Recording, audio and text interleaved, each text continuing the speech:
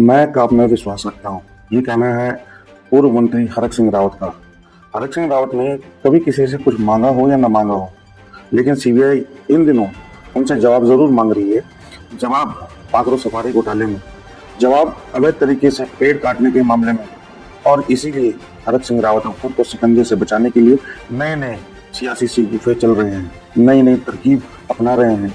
हरक सिंह रावत ने दावा किया कि सीबीआई ने उनसे जब बीते दिनों पूछताछ की तो उन्होंने त्रिवेंद्र सिंह रावत को, जो तत्कालीन मुख्यमंत्री रहे हैं, उनका भी नाम लिया है। इसके अलावा तीरथ सिंह रावत, वह भी कुछ महीने तक उत्तराखंड मुख्यमंत्री रहे, तब भी हरक सिंह वन मंत्री ही थे। उसके बाद पुष्कर सिंह धामी जब मुख्यमंत्री बने तब भी हरक सिंह वन मंत्री ही थे। तो हरक सिंह रावत ने बताया कि उन्होंने सीबीआई से कहा है कि अगर उनको सीबीआई दोषी मानती है तो तीनों मुख्यमंत्रियों को भी दोषी माना जाए, क्योंकि अकेला कोई मंत्री कुछ नहीं कर सकता। हरक सिंह रावत ने तो यह भी दावा किया कि उन्होंने कई और अफसर्स के नाम भी लिए हैं जो वन विभाग के तत्कालीन अधिकारी थे। हरक सिंह रावत ने यह भी कहा कि वह बिल्कुल भी इस मामले में दोषी नहीं है और पाखरो सफारी का ये झूठा केस बनाया जा रहा है। हरक सिंह रावत दावा करते हैं कि उनके खिलाफ साजिश हो रही है। अब सीबीआई ने उनसे पूछताछ की है और ये सब आगे भी हो सकता है। जब लोकसभा का चुनाव था हरिद्वार पार्लियामेंट में, तब भी मैंने कभी दावेदारी नहीं की है। मुझसे शैलजा ने कहा आपने दावेदारी नहीं की। मैंने कहा मैडम, मैंने आज तक कभी भी चाहे एमएलए चुनाव लड़ा हूँ, मैं कभी इतनी बार मंत्री रहा हूँ, मैंने कभी कोई जब मंत्री पद किसी से मांगा है, जब मैं विपक्ष का नेता बना 2007 में, तब भी मैंने माने सोनिया जी से या किसी से ये नहीं कहा मुझे विपक्ष का नेता बनाया जाए। मैं काम में विश्वास रखता हूँ और इसलिए मैंने कभी कोई दावे नहीं किए हैं कि मैं ये चुनाव लड़ूंगा, वो चुनाव लड़ूंगा।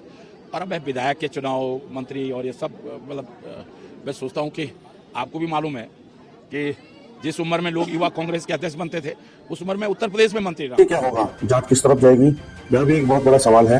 लेकिन इस बीच जब चुनाव केदारनाथ का आ रहा है तो वहां के लिए हरक सिंह रावत अपने तरीके से अपनी सियासी बिसात बिछा रहे हैं। साल आप देखो ना कि 7 बार मैंने मंत्री पद के उत्तर प्रदेश से लेकर उत्तराखंड में शपथ ली है, 7 बार, और 2 बार विपक्ष नेता का पद भी कैबिनेट मंत्री का दर्जा होता है। और 97 में उत्तर प्रदेश खादी ग्राम उद्योग बोर्ड का मैं चेयरमैन था, उसका पद भी कैबिनेट मंत्री का दर्जा होता है। तो 9 बार मैं उत्तर प्रदेश और उत्तराखंड में कैबिनेट मंत्री के रूप में मुझे काम करने का मौका मिला है। इसलिए मैं कोई दावेदारी मेरी नहीं है। मैं पार्टी का सिपाही हूँ, पार्टी का कार्यकर्ता हूँ। पार्टी जो जिम्मेदारी देती है, जो काम सौंपती है, मैं कभी बड़ा छोटा भी नहीं मानता हूँ। मुझे अगर ब्लॉक में कांग्रेस को खड़ा करने के लिए काम दिया जाएगा, मैं ब्लॉक को करूँगा। मैं ये भी, जब मैं पद पे होता हूँ, पद के हिसाब से काम करता हूँ। आज हम विपक्ष में कार्यकर्ता हैं तो मुझे सड़क पे नारे लगाने से लेकर धरने प्रदर्शन करने में मजा आता है। और मुझे सच देखा जाए तो मुझे सत्ता में रहकर काम करने का उतना मजा नहीं आता है जितना मजा और जितना मुझे अच्छा जो है विपक्ष में सड़कों पर लड़ाई लड़ने में आता है। विपक्ष के रहते हुए उनको कितना मजा आ रहा है ये तो हरक सिंह बेहतर जाने। लेकिन 2016 में जब हरीश रावत की सरकार के खिलाफ उन्होंने बगावत की थी, तब उनके दामन पर दल बदल का दाग लग गया था।